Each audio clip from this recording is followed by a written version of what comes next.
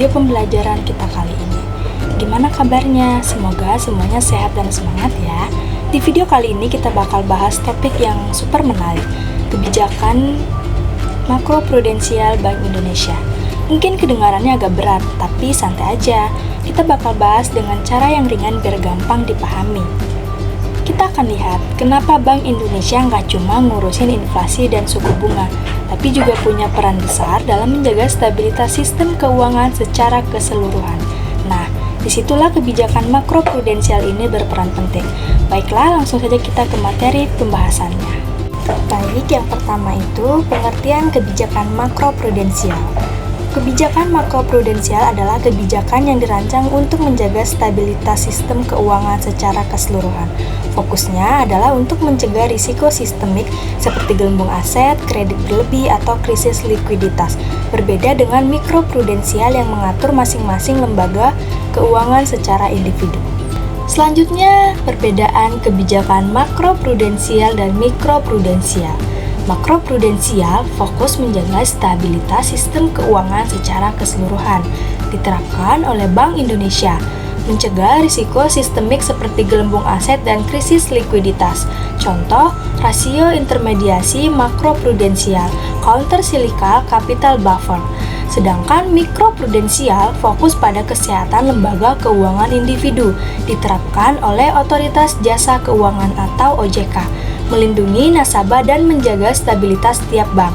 Contoh, pengawasan modal minimum dan manajemen risiko kredit. Selanjutnya, tujuan utama kebijakan makroprudensial.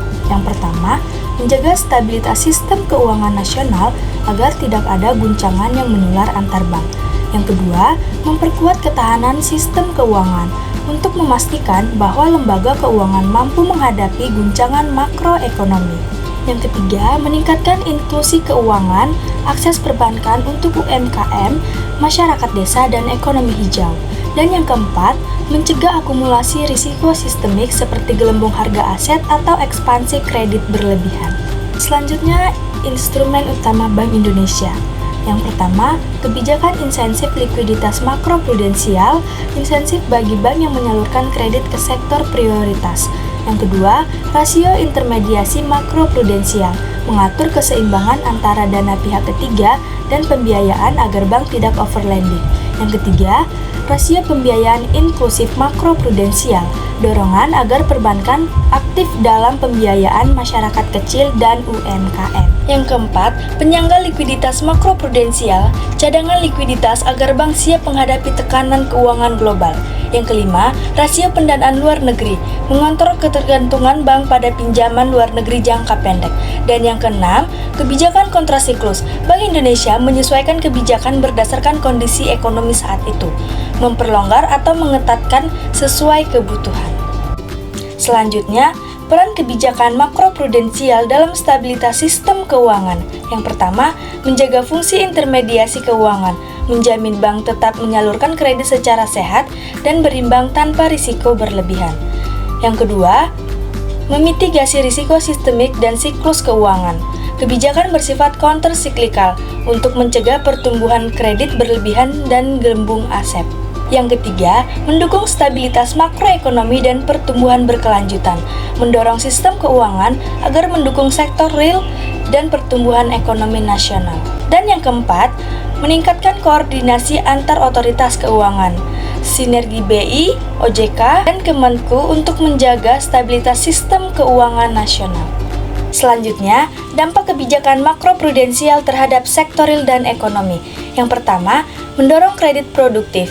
Bank Indonesia melalui kebijakan insensif likuiditas makroprudensial memberi insentif agar bank menyalurkan pembiayaan ke sektor prioritas seperti pertanian, pariwisata, konstruksi, ekonomi kreatif, dan hilirisasi industri. Yang kedua, menurunkan suku bunga dan memperbaiki kualitas kredit. Di sektor prioritas, suku bunga kredit lebih rendah dan lebih baik dibanding sektor lain, menciptakan pembiayaan sehat. Yang ketiga, menjaga fungsi intermediasi perbankan. Instrumen seperti countercyclical capital buffer memastikan bank tetap kuat menyalurkan kredit saat ekonomi melemah. Dan yang keempat, mendukung pertumbuhan dan inklusi keuangan. Kebijakan makroprudensial, Bank Indonesia menopang stabilitas sistem keuangan, mendorong pemerataan ekonomi dan pembiayaan hijau UMKM. Dari pembahasan materi ini, kita bisa menyimpulkan bahwa kebijakan makroprudensial Bank Indonesia berperan penting dalam menjaga stabilitas sistem keuangan nasional dengan mencegah risiko sistemik dan memperkuat ketahanan perbankan terhadap guncangan ekonomi.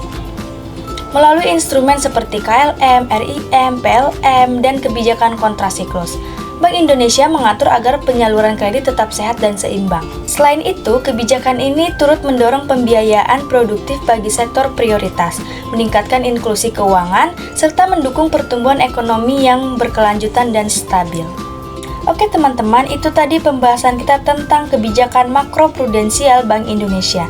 Dari materi ini kita tahu bahwa kebijakan makroprudensial bukan cuma teori, tapi berperan penting dalam menjaga stabilitas sistem keuangan nasional. Semoga materi ini bermanfaat dan bisa menambah wawasan teman-teman. Sampai jumpa di pembahasan selanjutnya. Bye-bye!